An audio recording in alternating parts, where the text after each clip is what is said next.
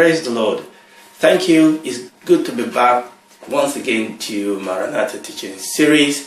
And the Lord has been so good to us, and I believe the Lord has been so good to you. Now, it is very, very necessary for us to start where I left off. You remember what happened? I had to take a break because we needed to deal with the Revelations 12 scam, I will call it, and the whole issue of 23rd of September, rapture, and all the other scam that went with it. And we had to take a break and deal with that issue for 7 days. And after that, I've been off the air with respect to Maranatha teaching series.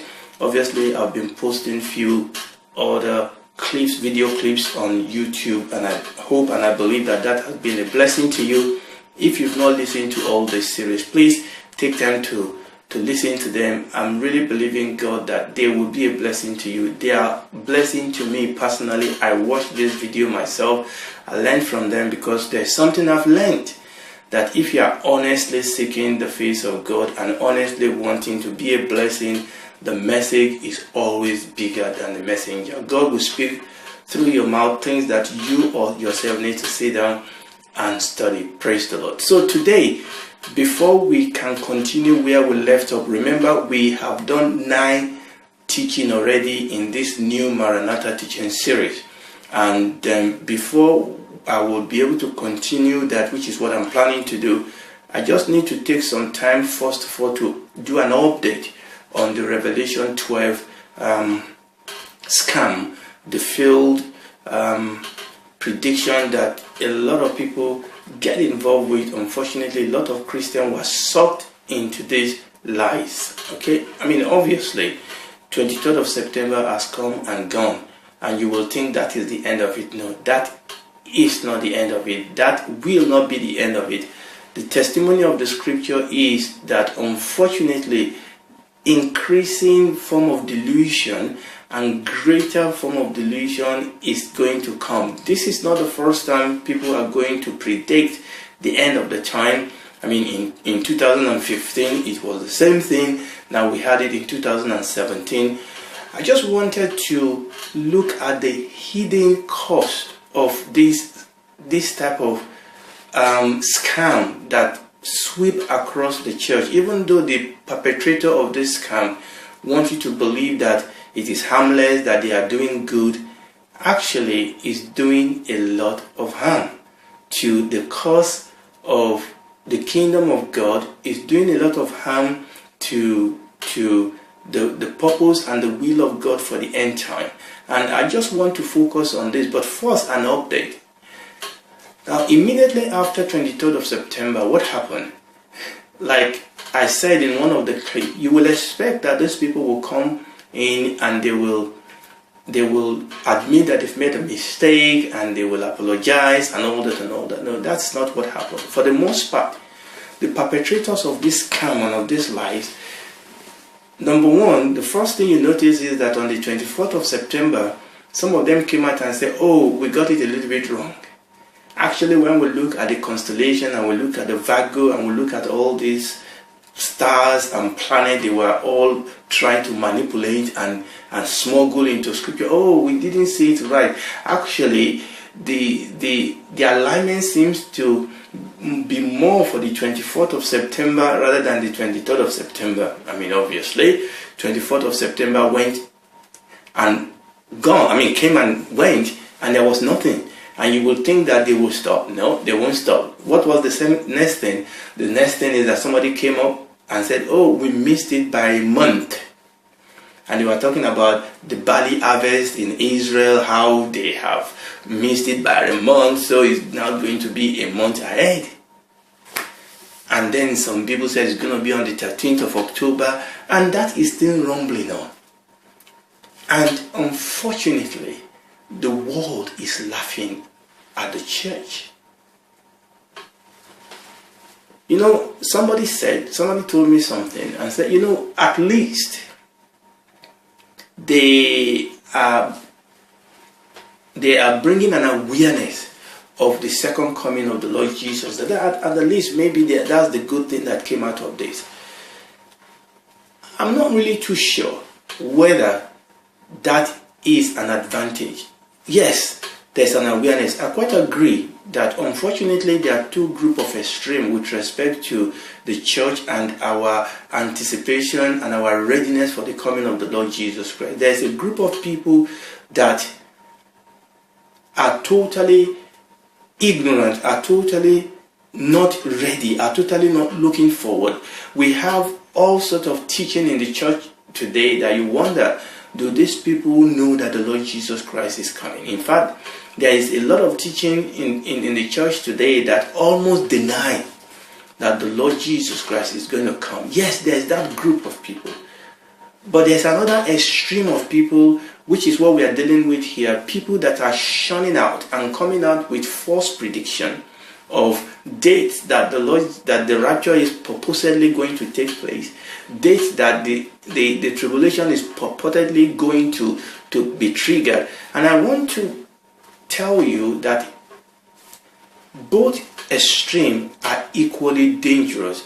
Both extremes are equally dangerous and are equally unhelpful to the cause and the purpose of the kingdom of God. I believe, and I know a lot of, particularly this 23rd of 10, I know a lot of people trapped in this may be honest, but the truth is that the devil is using their ignorance and their arrogance to muddle the waters. You know, I listen to some of them, and I read the comment, and I really feel sad. I really feel sad that these people, you know, the thing is, when you get trapped in this type of cycle of lies and failed prediction, and you cannot see what is wrong, you are opening yourself for a bigger deception. And what makes it even sad is how these people, two things that make it sad. Number one, how these people came to this conclusion in the first place. This is the sadness of this whole thing. They came to this conclusion not because of what the scripture says. They came to this conclusion looking at the stars, trying to read into the scripture things that were not there. Symptoms like this indicate a more sinister disease. And when you see people that are so open to this type of teaching, they are so, the Bible calls it, they are swayed by every wind of doctrine.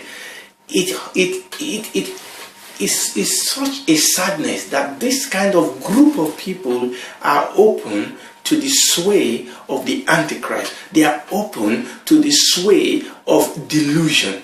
That it is absolutely horrendous. It's absolutely heart-wrenching that so many so-called Christians can be so deceived by such a blatantly, blatant lies. I mean, these are lies that you could easily disprove by the scripture, and so many people are deceived. How much more when the Antichrist comes with more slick lies? And that's the first thing that made this so sad. The second thing is that these people, and the second one is, by the way, more important, that these people went against clear instruction, clear teaching of the scripture. I mean, the scripture clearly says that no man knows the day or the hour that the Lord Jesus Christ is going to come. But these people read this scripture, and somehow they convinced themselves that the scripture was saying something else. I mean, they went on the internet and gave teachings saying that no, that's not what the scripture is saying. Is this exegesis? The Bible scholar call it reading things that are not there into the scripture. This is the scary thing. This is very scary that people can read plain instruction of the scripture and they can read their own understanding into it and they are happy. Then the third thing is that bothers me is that people will give prediction, and such prediction will not come to pass, and they will feel that is okay, we can just move on to the next thing. And then you have them consoling each other saying, brother, you know, one of the lies that I see is that some of them call themselves watchmen. Say we are watchmen, so we are not responsible if the sign failed. We are just you know, given the sign that we see. We are just communicating the sign, so we are not responsible. And I ask myself, who is a watchman? I mean, if a watchman is one that is looking out to give a sign, to give a direction. I mean, if you are a watchman for a city and war is coming, you are supposed to be precise. That is the whole idea of being a watchman. These people are not watchmen, they are charlatans. They are not watchwomen. They are deceivers. They are deceived. But they call themselves, you know, I see themselves putting all this label on them, say, we are watchmen. No, you are not watchmen. You are not watchwomen at all. You are deceived, and you are deceiving others. And you have tons and tons and tons of this group of people that follow these things. And then the other thing I see them doing a lot is, if you don't agree with them, if you try to gently correct them by the scripture, they call you mockers. They call you scoffers. Who is a mocker? Who is a scoffer? You know, praise God. I was hearing them saying this. I posted some of this in some of their website. The Bible says, I mean, not the Bible, Strong Concordance, in Strong Concordance says that a mocker or a scoffer, this is strong definition, is a derider, a false teacher. So a mocker or a scoffer is a false teacher who by his or her teaching is mocking and scoffing at the truth. I mean, these people themselves are the mockers. They are the scoffers because they are mocking the scripture. They are scoffing at clear instruction of the scripture, but they turn around and say, if you don't agree with us, you are mocking.